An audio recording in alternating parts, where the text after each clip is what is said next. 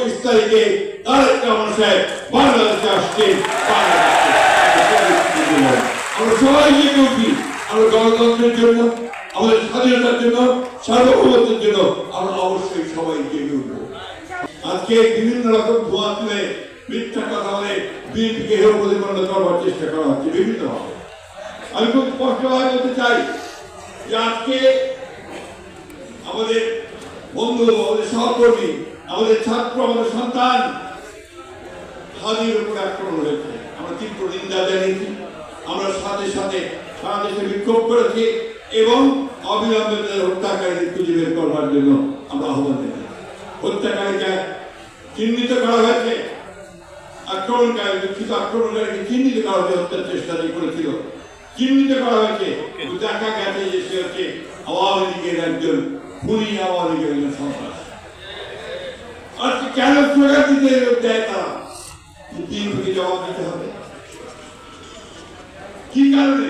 উদ্দেশ্য একটাই যে বিএনপিকে তারা একটা হীন উদ্দেশ্যে চিহ্নিত করতে চায়। আজকে আমাদের নজরুল ইসলাম খান সাহেব অত্যন্ত সুন্দর করে বলেছেন যে আমরা গর্বিত, আমরা বিএনপি, আমরা গর্বিত যে আমরা শহীদ প্রেসিডেন্ট জিয়াউর রহমানের কথা শুনে তার ইঙ্গিতে আমরা যুদ্ধ করতে নেমেছিলাম। আমরা গর্বিত যে আমরা বাংলাদেশকে একটা নতুন বাংলাদেশ, গণতান্ত্রিক বাংলাদেশ হিসেবে চিহ্নিত করে কাজ শুরু করেছিলাম। আজকে আমি সেইভাবে কষ্টই বলতে চাই যে আমরা গর্বিত আমাদের যে তরুণ নেতা, তিনি আমাদের 31 দফা দিয়েছেন নতুন করে বাংলাদেশ গড়তে পারবেন। তিনি আজকে নতুন করে শুরু করেছেন তার বিভিন্ন কর্মকাণ্ডের মধ্যে দিয়ে কিভাবে তিনি বাংলাদেশকে গড়ে তুলবেন সেই কথা তিনি আজকে আমাদেরকে বলছেন, জনগণকে বলছেন, সমগ্র বাংলাদেশের মানুষকে বলছেন। আমরা সেই আশায়, সেই স্বপ্নে আছি। একটা কথা আজকে বলতে চাই, 24শে জুলাই যোদ্ধা যারা আছে তাদের অনেকের মধ্যে শঙ্কা আছে যে এই অন্তর্বর্তীকালীন সরকারের পরে নতুন সরকার আসলে তখন তাদের নিরাপত্তার কি ব্যবস্থা হবে। আমি খুব পরিষ্কার করে বলতে চাই, দৃঢ়তার সঙ্গে বলতে চাই, জনগণের ভোটে আমরা যদি নির্বাচিত হয়ে আসি তাহলে নিশ্চিত করবো যে জুলাই যোদ্ধা সকলকে আমরা নিরাপত্তা দেবো ইনশাআল্লাহ। হিন্দুগণ বক্তব্য বাড়াবো না, আমি শুধু এইটুকু বলতে চাই, আমাদের ইতিহাস হচ্ছে স্বাধীনতা যুদ্ধের ইতিহাস। আমাদের ইতিহাস হচ্ছে এই দেশকে গড়ে তুলবার ইতিহাস।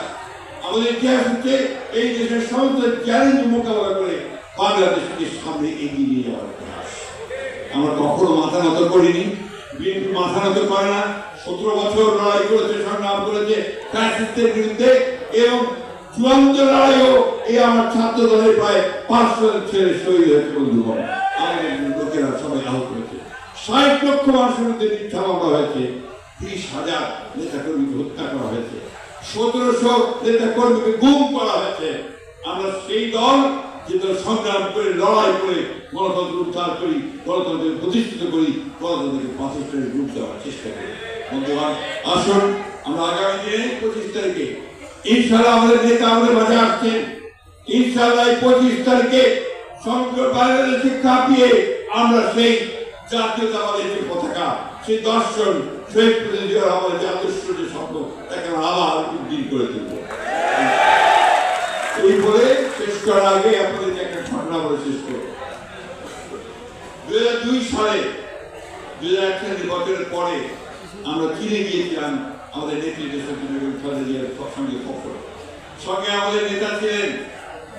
যখন আপনার গার্ড অফ অনার দেওয়া হচ্ছে, যখন সঙ্গে পরিচয় করে দিচ্ছে, গ্রেট করা যায় না, তখন চীনের প্রধানমন্ত্রী আমাদের নেত্রীকে নিয়ে যখন সর্বপ্রথম পরিচয় করে দিচ্ছেন, আমার একজন পাশে আমাদের নেতা ছিলেন জনাব তারেক রহমান সাহেব।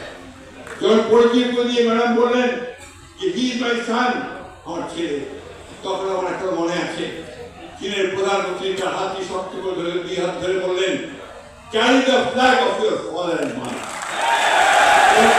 মাথার পতাকা কি চিনতে হলো, সেই যে জাতীয়তাবাদের পতাকা, স্বাধীনতার পতাকা আর গণতন্ত্রের পতাকা, এই পতাকা নিয়ে